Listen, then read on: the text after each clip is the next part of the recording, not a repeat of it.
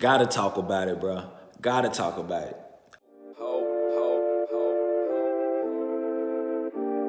Sweating to the truth, nothing but the truth. Put my hands on the Bible, y'all point me to the booth. Sweating to the truth.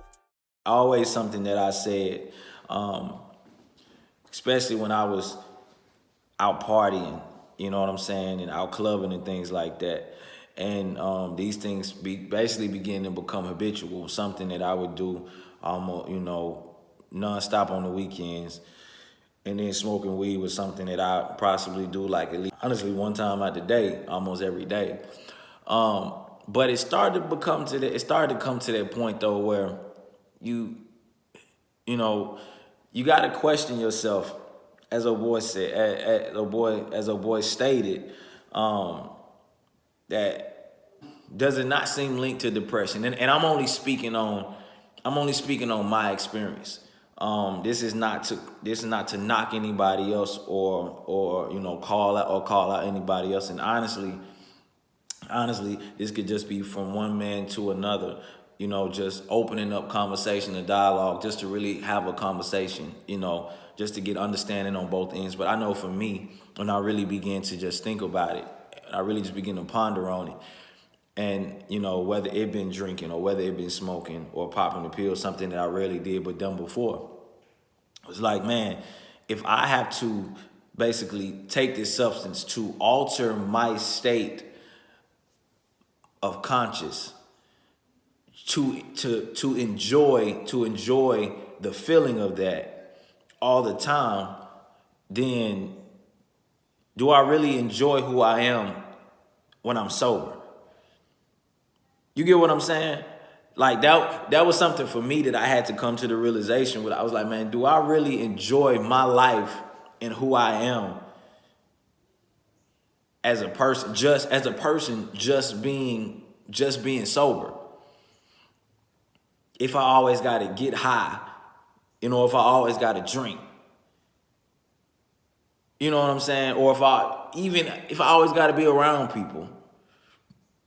Or if I always got to have some noise going on in the background. Like these just side things, but this was my life at one point in time.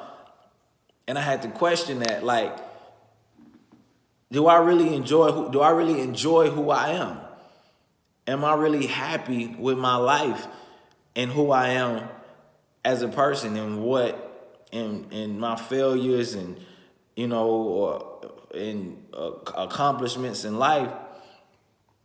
Or are these substances just being used to drown me out and suppress me out and to stop me from going through the things that I need to go through in order to get on the other end of said thing, whatever it might be? And I had to then realize, like, man, bro, these are only just escapes. These are only just escapes for me to not face the real issue and not go through a certain process in order to make me stronger or wiser. So I'm constantly drinking or I'm constantly smoking because I didn't want to truly face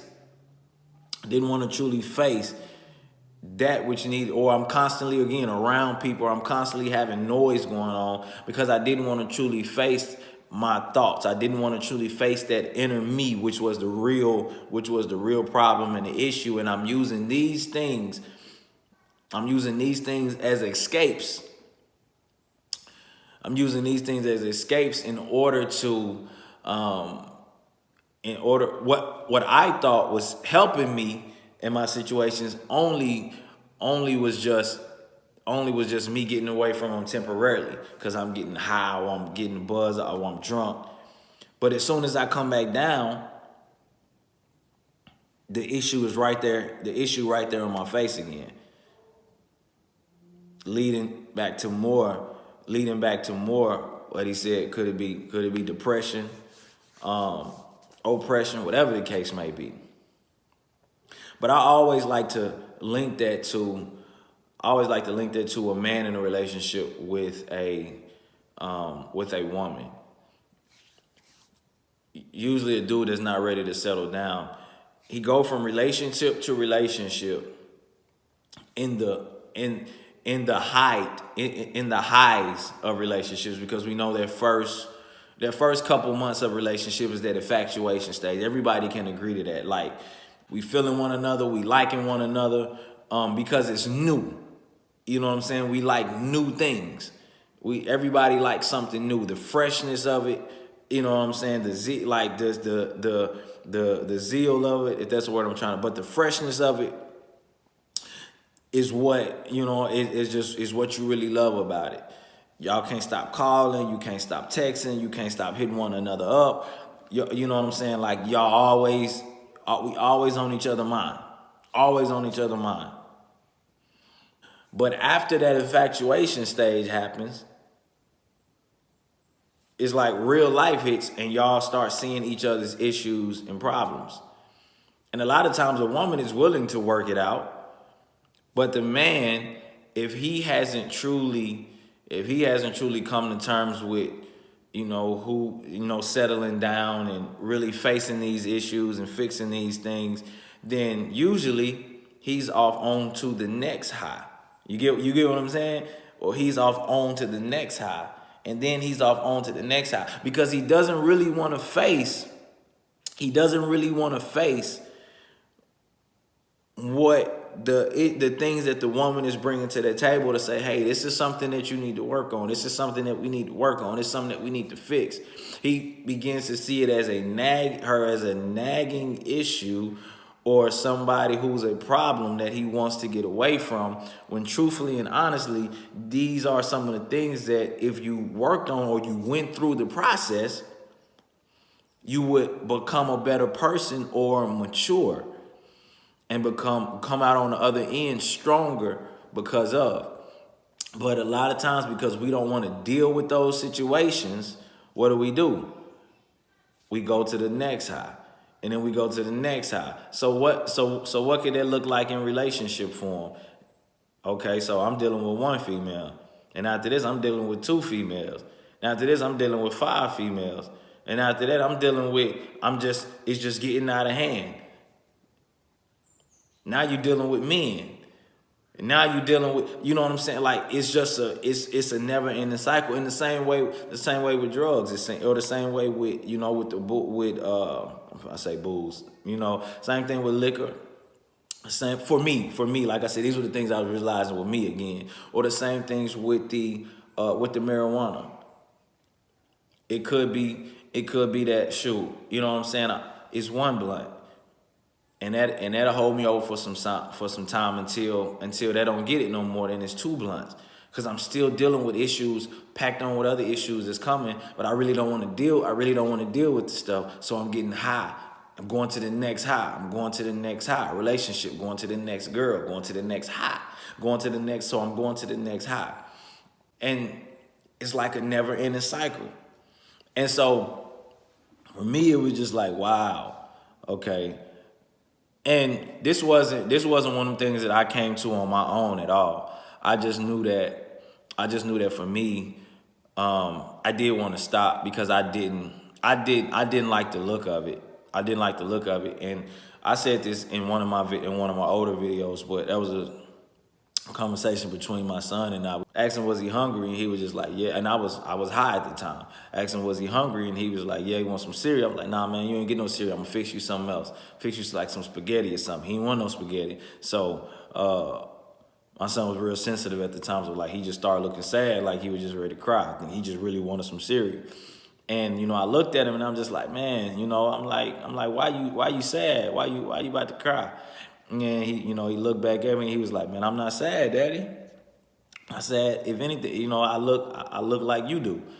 And for me being high at that time, that was just so much of an eye opener. Like, hey, bro, he see you. You know what I'm saying? He see you in this way.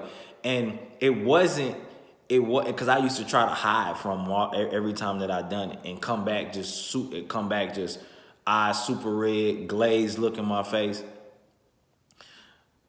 But it wasn't even that he said it, but it was what I would see in the mirror.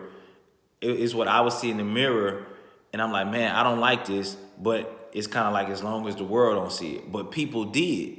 And it took me a while to understand it. But when my son said that, for me to already not like how I look, but for him to see me and say that, Daddy, I don't like how you look either. That right there that did it for me cold turkey. That did it for me cold turkey. I think I did it one more time after that, and my father pulled me over. And he said something to me that just rocked me to the core. It wasn't anything like you need to stop or whatever, but he just said he was disappointed in me. And just to see the way that he walked away and how he just shook his head in like just disappointment, that rocked me to the core. And ever since then I stopped, you know. But it was just crazy for me going through that process to really have to experience those things. And again, it wasn't me, it was the Holy Spirit. It was the Holy Spirit working within me at those times to really show me, you know, and to really show me how I was trying to cope with things or cope with situations in my life or deal with things. And it was just showing me that, hey, this is how you're trying to cope with it, but this isn't what getting it. Because the moment you come back down, or the moment you come off that hangover, which that was crazy within itself. The moment you come off that hangover, or when you get from around those people, or you cut that TV, you just take out, you cut that noise off, stuff you're not even watching, you have to come back to the real issues. And if there wasn't an answer for those issues, then it was right. It was either I face it and just deal with it, or I go back to the way I was trying to cope with it. But again, that's my story of it. And back to, he said it did link to, I would definitely say it linked to depression for me. Because again, going back to the beginning of it, I didn't like the way that I felt sober. I didn't like the way that I felt sober, but I liked the way that I felt high. And sober is how we usually are. And sober is how we are when we're clear-minded. For me to think that a substance makes me a better me. For me, that was demonic. That was a lie, because that was a lie from the enemy. For me to think that a substance makes me a better me. It's the Holy Spirit who makes me a better me and helps me go through the situations that I'm dealing with in life, so that I can come out on the other end stronger, wiser, and better. And so again, bro, like this ain't calling nobody out. I love all y'all. I love all my peoples, especially the ones that subscribe to this channel. I very much appreciate you all. But again, this ain't calling nobody out. This is more like a testimony in my experience and thought process with it, and what I went through, and the things that I dealt with. But man, again, this is open dialogue. It's open dialogue for anybody that, might have 2 cents to add or might even want to oppose. But like, share, subscribe, comment on this, man. I love y'all. To the truth, nothing but the truth. Put my hands on the Bible, y'all point me to the booth.